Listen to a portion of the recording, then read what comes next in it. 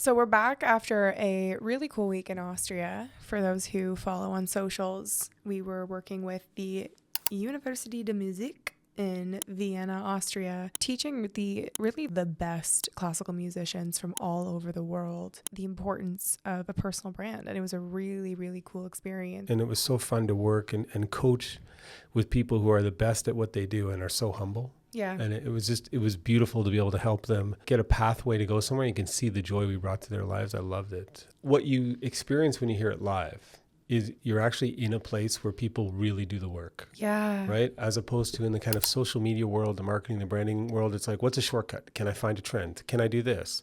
Can I just repackage it? Can I buy it from China? You know what I mean? Like, it's all like a short-term world. And we deal with that in some perspective. We're trying to get people to have long-term strategy. But then when you go and you sit in that room and it's so intimate, you can feel viscerally when the work has been done. Because when they started the music, I almost started crying. Same. Like, just because of the sheer beauty of it. And I was like, what the hell's going on with me? These are people that literally train every day for 5 to 8 hours per day, every single day. And they've been doing this since they were a young child, and they've never posted a single piece of their art online because they don't feel like they're good enough. And I was sitting there and I was like, whoa, we live in a world where people who don't do the work are the ones who are the most overconfident about posting it online. And it was so complicated for me to find the words to compel someone that's freaking done the work to like do the easy part, which is share it online in order to drive ticket sales, because they're already booked as the lead roles at these top symphonies and top opera houses. I just think that there's something missing in society that's become so short term. Yes. And people get upset that things don't work the first time, but you have people who train that much and they do a 2-hour piece and they get absolutely ripped by a professor or the conductor if they get one note in 2 hours wrong. Now that has an obsessive quality that was destructive, and there's missing creativity in that world.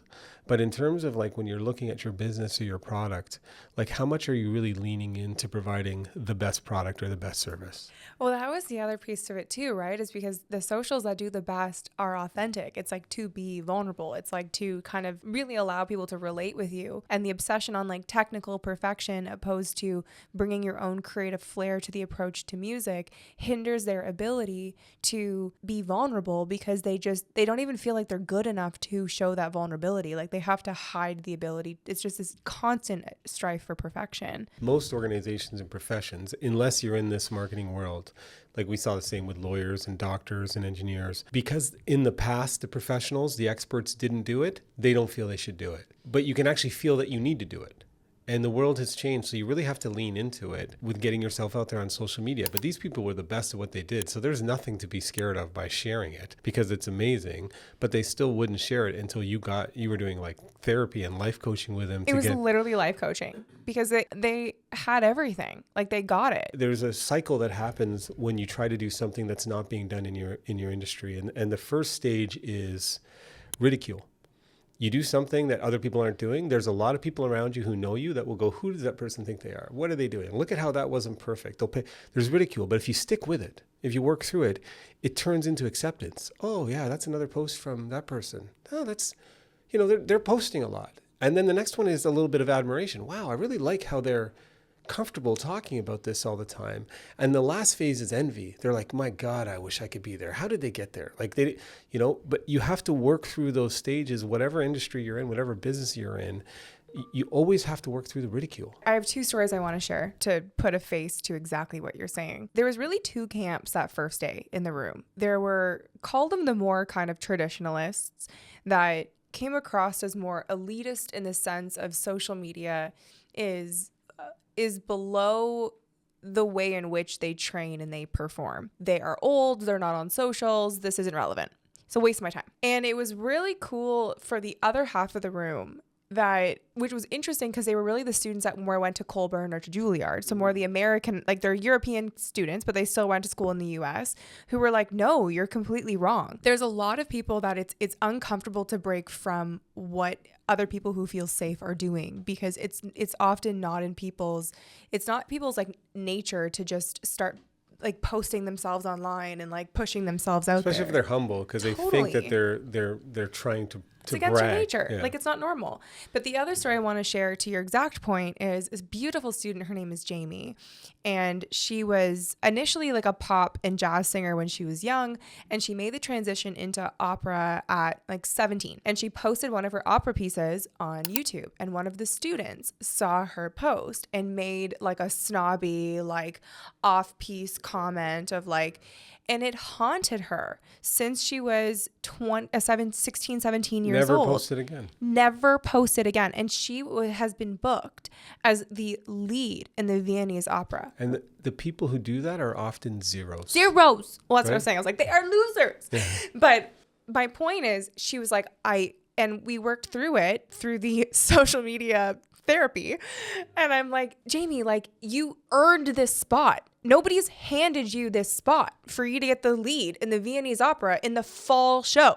Can I interrupt too? Because I'm getting goosebumps because I remember when the conversation was happening and when she was talking about that kind of negative friend tearing her down. But when you said you've earned it, her whole karma changed. She kind of went like this, but she came and she goes, I did earn it. Right? Like, it was just so visceral. Like, I'm still getting goosebumps. Because I was like, dude, you're amazing. earned this. Like, you've done the work. And she's like, I have earned it. I have done my work. Yeah. And I'm like, so you need to get butts in the seats. You need to change the next generation of opera singers. Like, you're a person of color. You're getting leads in the Viennese opera that didn't allow women allow women in the orchestra past 2009. Like, and you had to be over 35. Over 35, and she's like 20. 22 or something. I'm like, dude, like, you gotta create demand. I'm like, you gotta show this. You gotta change like you're the change. Like, you gotta change. She's like, you're right. She goes, you are right. She goes, I am gonna post. She's like, I'm gonna post a video of me singing. She goes, but the only thing is, like, should I turn off comments because I can't deal with the comments. I'm like, what are they gonna say? What are they gonna comment publicly on your video of you posting that you won a competition of singing and you're the lead in the Viennese opera? Are they gonna tell you suck? Are they gonna tell you you're out of key? Are they going to tell you that you shouldn't have got this part? What are they going to comment? One thing is clear. Mean girls suck. They suck. Right? And so you have to remove them from your life. Don't give them the power. So Jamie's like, okay, you're right. I feel uncomfortable, but you're definitely correct. And you know what? She posted her clip the next day and gave a story.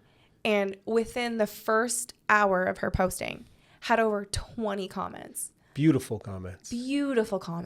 Comments that will change her life as an artist, because it never hurts the soul to be rewarded for the work that you've put in. But when you don't show people the caliber of your talent, of what you're contributing to the universe, we can't thank you and applaud you. And that's exactly... There's just so many stories like this. Fear is the mind killer when it comes to your own personal growth. And the life ruiner. Because she was worried about people saying something negative. But once she did it, the people who responded were like, the comments are just giving me chills again. Like how much it validated. Like, you literally changed her life. And I want other young people who do the work, who are good humans, to shed those mean people who want to tear you down and keep them with you. I want to encourage people to actually make the world better. Like, I want to encourage people to create a brand that leaves a memory on your clients and your customers. And actually, like, when I go into a space like that and when I look back on my life, it's places like that I'm so glad that, like, I went into and I spent money. And I think when we talk about the art of the brand, if you're just looking to cash out and to make a ton of money, I don't actually really feel that aligned, because to me, branding is art.